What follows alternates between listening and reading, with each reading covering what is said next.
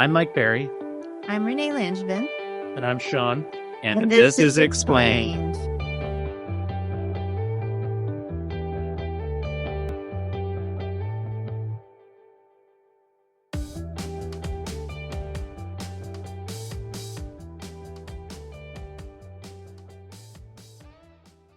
Welcome to explAInED, the Caregiver Edition.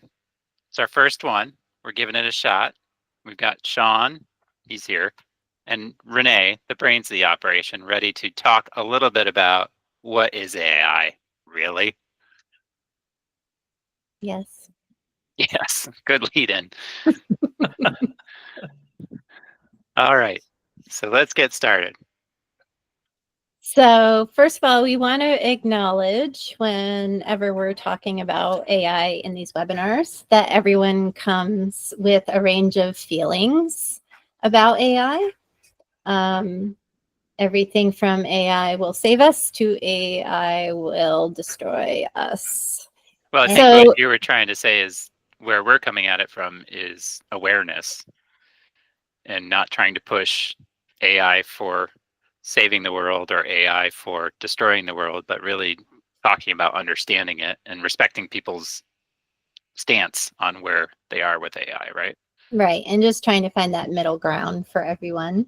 Yeah, which is really difficult. Yes. So first of all, what is AI?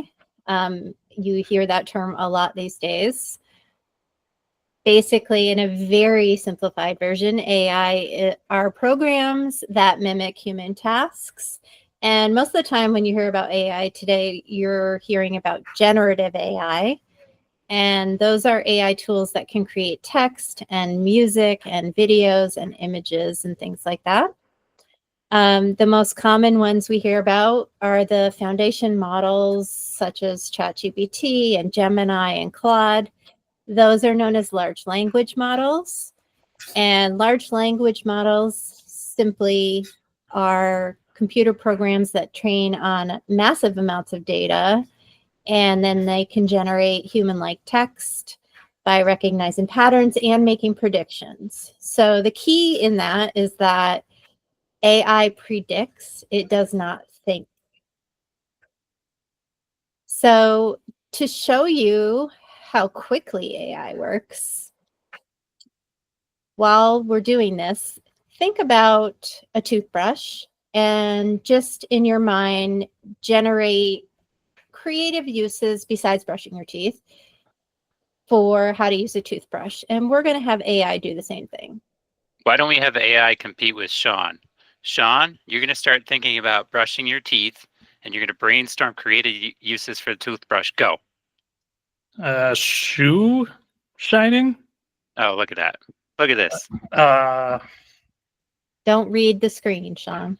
Yeah, that's tough. Exfoliate lips gently. Groom eyebrows. See, these are all things that you could have thought of, Shaun, but you didn't. Well, yeah, but I didn't really get a chance, did I? No, you didn't get a chance because it was faster than you were.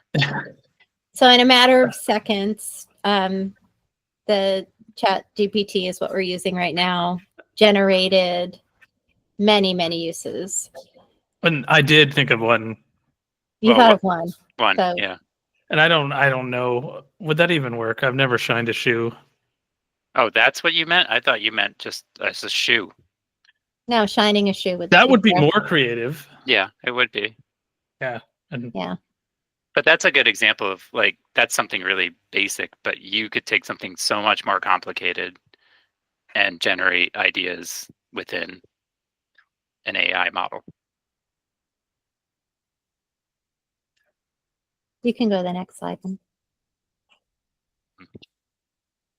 So AI is everywhere nowadays. It's built into so many things. Maybe things you knew of, maybe things you didn't know. You encounter it when you're streaming, whether it's streaming video or streaming music. It's in your smartphone. It's in cars nowadays. It's in navigation apps, online shopping and banking. And of course, it's in schools, so educational software.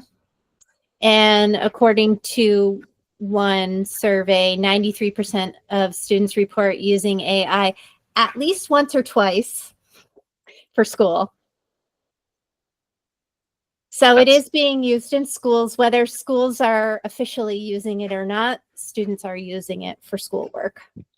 Well, and it's starting to become hard to access any app or software without it being baked into it.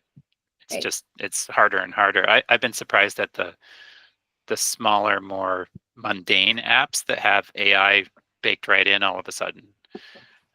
It's really interesting. It does seem like a lot of companies are in a rush to incorporate AI somehow into their products, including, unfortunately, things like Barbies and Matchbox cars, which that's a whole other webinar. Yeah, that definitely feels weird. But it's like you were saying earlier, a lot of these products are built off foundational models. So like ChatGPT and Gemini or Claude. And so even though it feels like there's a whole bunch of different products, they're all, many of them are related to each other and behave and function in similar ways. Yeah. Right. So some of the conversations about the risks and the reality of AI are actually going to be future webinar topics for us. So we're just going to touch upon those today, but things that you need to think about when you're using generative AI. The first pretty well-known thing is that AI makes things up. They're sometimes called hallucinations. So when it can't find data on what it's looking for, it will simply make something up. It can make up resources too. It will actually give you links to resources it said it quoted from. And when you go to the link, it's not a real thing. Yeah. And I'm shocked at how many papers are coming out where this is still a thing, where this still there was like a big AI one from Canada or something the other day.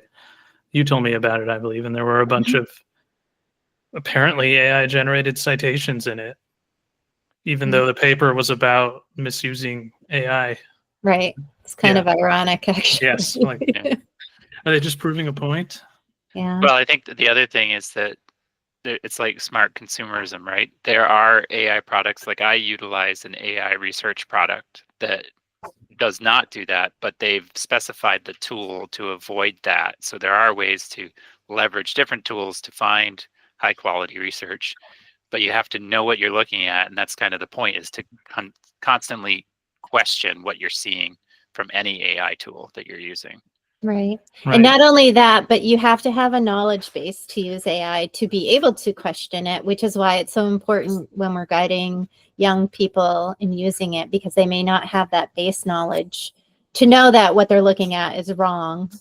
Right. And these skills are not unrelated to what we would have wanted, before generative AI was on the scene. So we always wanted our kids to be questioning information that was presented to them.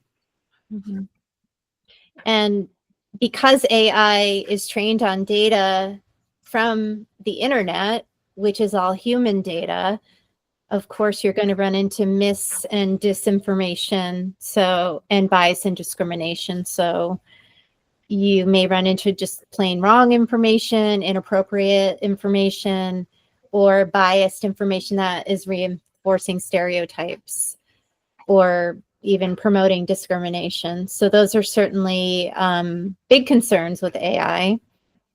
There's a lot of work being done by smarter people than us about how to mitigate bias when using AI.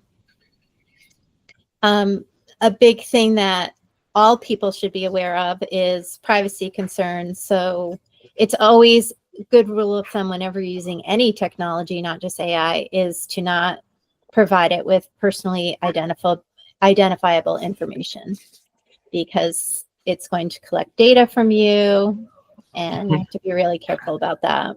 So for example, I remember reading about people who were just trying to understand their test results from the hospital, and so they're uploading it, they're uploading x-rays or whatever, and they're not realizing they're sharing this information with the company. Like it's not really registering that's what's happening, and that they then will train off of that images or test results, and you never know how that will show up in someone else's search. And of course, with a lot of tools, there's ways to turn that off, but you're still sending it, so it's it's still a risk because it's going through the internet and into other people's systems. There's that nightmare video making the rounds of the little kid's picture being taken and used for all sorts of bad things after a parent posted a picture of their child. And it's just, there's a new level of awareness about what you're putting out there. And I think it is Shaun, your example about, trying to understand like medical results. It's certainly a powerful tool to be able to use it in that way, but you just have to make sure when you're putting things in, you're not identifying. So you might say something like the patient is, instead of using names or email addresses or anything like that. Right. And don't like redact it yourself or, upload it, like screenshots of it in chunks, just so that you make sure your name isn't in there or your address or anything like that. Right. There are some also concerns around IP theft concerns. IP standing for, it totally just went out of my brain what IP stands for. Internet protocol? Yeah, no, not internet protocol. Anyway, there's concerns about theft, especially in the creative community where the AI is training off of human created materials. And intellectual property? Yes, thank you. Okay, yeah, that's a way different. Yeah, that's a whole different thing. Yeah. I was like, are they taking IP addresses? That doesn't sound that bad. Yeah, but everyone does that. But right. It has to, there's discussion about that in copyright, because it's been well documented that AI, the legacy models have learned from copyrighted materials. And right. Because it's not just the internet, right? It's also like all the books, which are also on the internet. But well, anything the New York Times is suing OpenAI, and just for that very reason. Mm-hmm. The last two on the slide, academic integrity is something that we're dealing with at school, and cheating concerns, and basically I think a lot of schools are trying to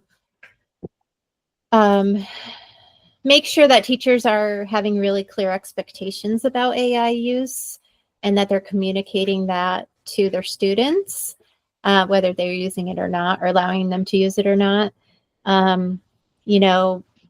I would guess that most schools have an academic integrity policy. And so it's just, leaning on that academic integrity policy when there's a suspicion of maybe, inappropriate use of AI. But it's a tricky topic. It's a really tricky topic, and something we could cover more in depth in another webinar.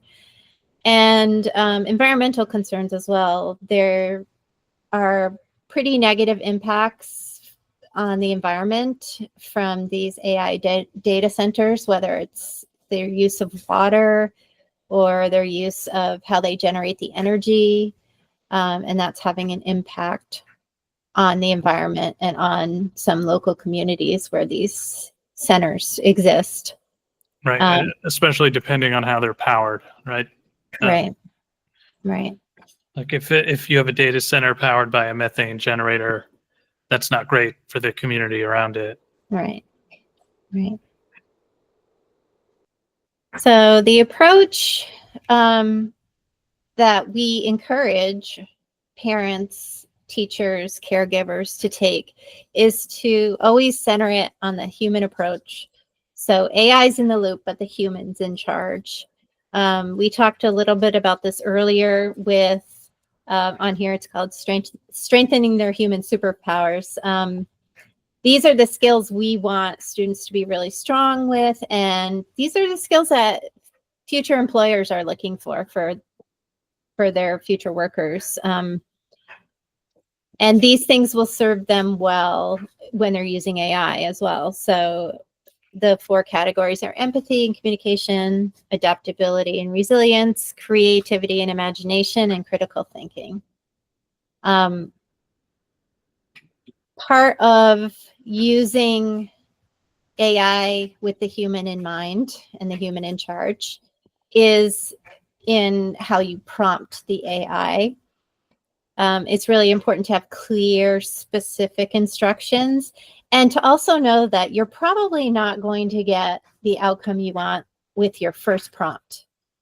So step-by-step conversations with your AI, think of it as a thought partner, are more likely to get you to the result you want. And that's something that we try to teach students if we're teaching them how to use it. You're not just putting in, hey, this is what the teacher asked me to write an essay on. Write me an essay on this, and the AI spits something out, and then they hand that in. And that goes back to the academic integrity piece too. And that's probably what most people think about in the education world when they're worried about it, or including parents and teachers. Like, the conversation always seems to go to students just generating stuff and turning it in. But that again goes to not just blocking it and ignoring it, creating an awareness and an understanding of what it is, what are the impacts, how can I use this for good, how can I use this in negative ways, how can other people use this in negative ways. It's that understanding, because we do hear a lot of people say, just block it, just don't do it. But there is a need for this awareness. Something just occurred to me that we left out a pretty big one from the last slide, and that was mental health concerns. Oh, yeah. Yeah.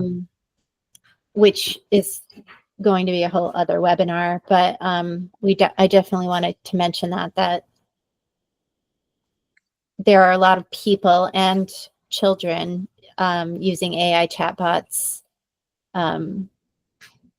as companions, therapists, and there's some pretty awful things going on with that. And so I wanted to mention that, and that we will cover that topic in another webinar as well. Right. And I do wonder like how pervasive that is, because of course we're always going to hear about like the more extreme cases, and that will get a lot of attention. I wonder how severe the issue is. And I'm not saying it isn't, or it is. It's just something I'm wondering. Yeah, it's 2 conflating problems, right? It's the emergence of AI without any guardrails, and it's the lack of available mental health supports that are, kind of colliding together at the same time for the perfect storm. Right. And, if you haven't used AI much as a parent, when you look at, like, if you glance over and see like your teenager on their phone, you might not even understand. It might look like a game. It's true. Like some things like character AI, might see a little anime avatar on there, and you might not realize they're having a conversation with AI. Yeah. Or they, it might look like they're having a conversation with a real person, like a real friend, but it's not. And there's been a lot of coverage in the media about the pretty severe cases where people have, ultimately made the decision to end their lives, and families trying to hold these companies accountable for that. And so it's a big, serious topic that we can't really do justice right now. But it is terrible. Yeah. But what you need to know as a parent is that you're doing a great job, and you just need to engage in the conversation with your child. It's going to be really beneficial for you to just learn together. The best way to learn about AI is to play with it, to try it. Try it with your child. Continue to have conversations about it.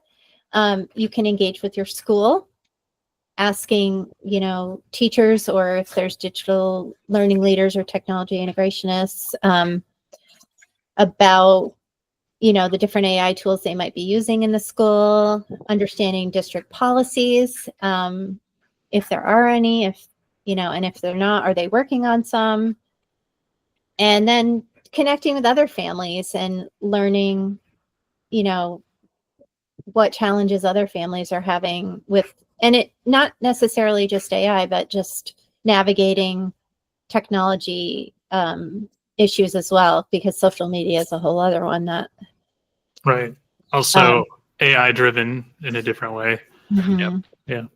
So what we're trying to get, the point we're trying to get across is that it's really, your voice is very important, and your participation in learning about this with your child is going to be really important as well. I also think it's important. But what I've learned from both of you and from our experiences is that we talk to a lot of people that are coming from different angles on this. And there's a temper and a tone to approach that conversation with, and being, overly animated and defensive or aggravated in those conversations is not helpful. Like being really open and asking questions and wonderings and learning from other people has been really, like, we've talked to people that disagree with our stance on a lot of things, but we've learned a whole bunch from them just by listening and asking good questions. So I think that's really important and difficult. It's not easy to do. Mm-hmm. We've provided you with a glossary here with simple, even though there is jargon, but simple explanations as to what these things, some of these things we already talked about. So the only thing we haven't mentioned is chatbot and deepfake. Yeah. Well, we touched on deepfake without actually using the term. Right. But just so you can have the conversation with your children, and you'll have the vocabulary as well. Yep. And then finally, just our suggestions for kind of an AI action plan. A lot of these things we already talked about. Test driving the AI. There's lots of different things you can use, and we're curating some resources on our website specifically for these webinars. And there are companies that have, Google has some different, they're kind of like a game-like thing that you can try, some AI things. Quick Draw is one. And Say What You See is a prompting game to learn how to prompt to get the image that you want. So all of these resources we're collecting will be on our website for you to look at and to try out with your children. Is there anything else you guys want to add about that? No, I think it's great. I think it's the right approach, and just dig in. Nobody's doing it right, so don't worry about getting it perfect. Everyone's fumbling through this one. Yeah, even the very smartest people that we've talked to, we're all in the same boat here. I would say, if you are a little on the concern side, and if you generate a picture with your child, and you see something that bothers you, definitely point it out and talk about why it's a problem. If you notice a bias, it's a good opportunity to bring it up. Yeah, like we bring up stuff that Shaun says all the time.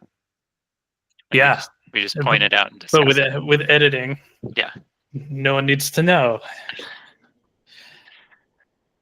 Thank you all for joining us tonight. That is explained the Caregiver Edition.